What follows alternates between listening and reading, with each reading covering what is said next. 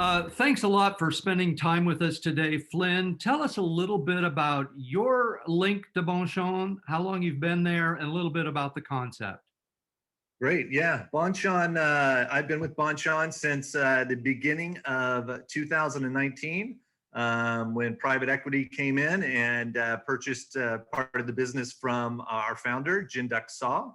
And we've been expanding the business ever since. So I joined in 2019. The business started actually in 2002 in Busan, South Korea. And we first entered the United States in 2006. Tell us a little about the name of the South Korean concept, where that comes from, and a little bit about the menu offerings. You bet. Bonchon means my hometown in Korean, which is a philosophy that we kind of try to thread through the entire business, how we treat people, how we act, and trying to be a part of the community.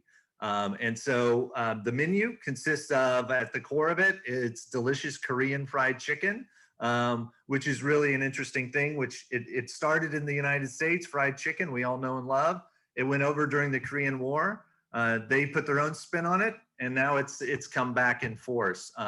And so the secret to it is double fried and using our signature sauces that we make in our own global kitchen in Busan, South Korea. What are some of the sauces and which is the most popular in the States? Great question. So we have two signature sauces. One is soy garlic and one is spicy. Soy garlic tends to be the preferred one, especially for those that can't handle the heat, because spicy definitely has some of that. And then we roll out limited time offers from time to time that feature a new and special sauce, like our current sweet red chili that we've got going right now. And you have some great kind of ethnic sides, such as pickled radish. How do those fit in? And you can also split orders between the two sauces, correct?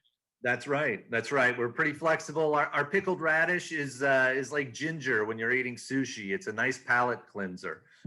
So you can try different things on the menu and sort of refresh your palate every time. But the rest of the menu, besides what's at the core, Korean fried chicken, is Pan-Asian fare. So anything from noodles and rice dishes.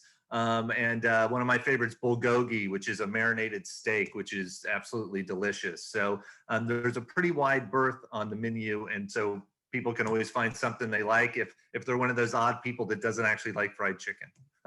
How many stores do you have in the States now, and what is your growth plan? We've got 109 currently in the United States. We've got about 370 plus around the world right now.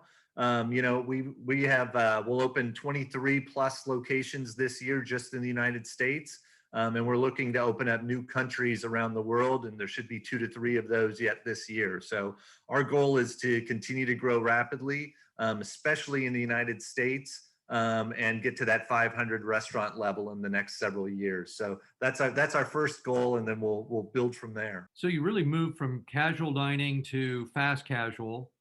And there's been some talk that you're just going to do a delivery takeout version. Is that still in the works? Absolutely. We didn't rest on our laurels during the pandemic. We had planned to open fast casual locations and test that model. And so that we have done that we got that accomplished. So over the last 4 months, we've opened 2 company operated fast casual locations, one in Towson, Maryland, and one in Addison, Texas. At the same time, we're also perfecting the model for a delivery and carry out only unit, which will open by the end of the year.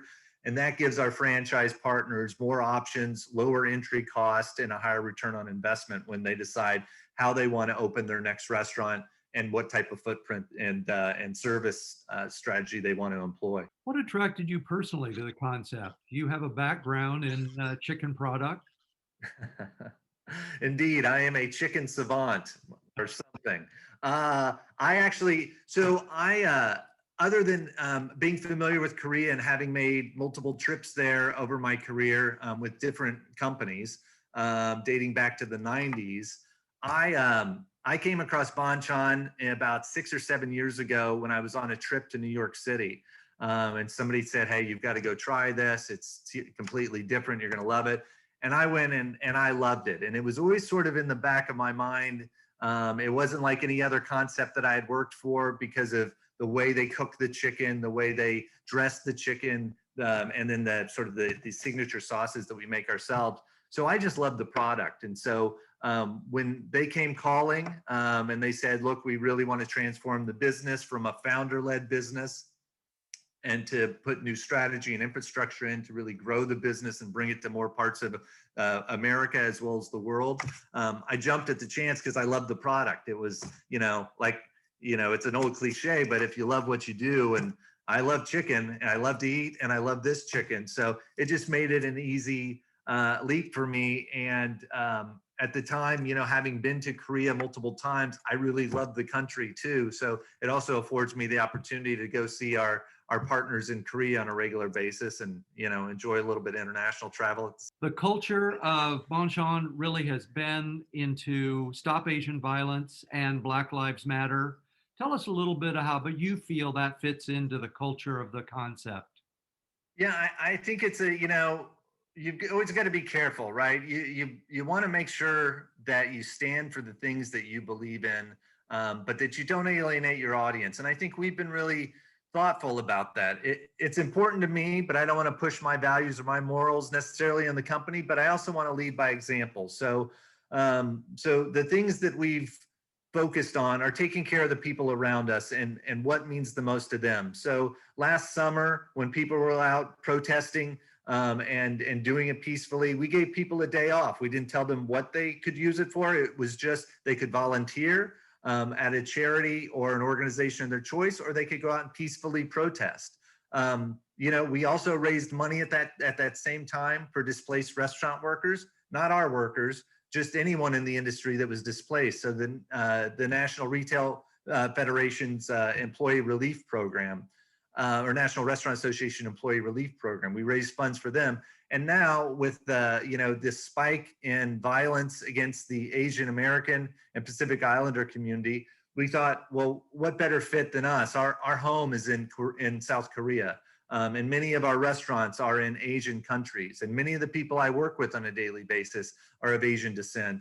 And so that's part of our family, part of our hometown. And so we thought it was important. So now we're raising money on behalf of them through the sale of these cool t-shirts. And we'll match those funds and we'll make a donation to the AAPI community.